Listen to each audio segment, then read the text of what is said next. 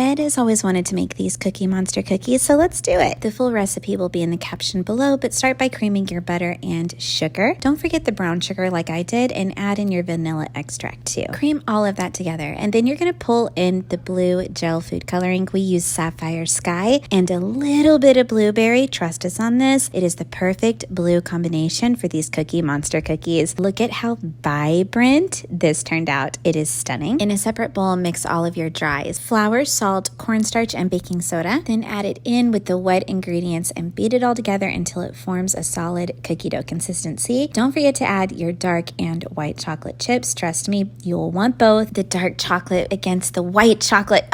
So chef's kiss, I'm telling you. And then you'll scoop them down onto your baking mat. We did 2-inch scoops, and that got us close to 30 cookies, because I know someone will ask. Then grab mini Chips Ahoy chocolate chip cookies and mini Oreos and stuff them into your blue cookie dough before baking. Very important. Very important. Then you'll bake for 15 minutes at 325 degrees Fahrenheit and stick these really cute sprinkle eyeballs into the cookies when they're fresh out of the oven. And that's it, y'all. These are so simple, anyone can make them. And they're so cute.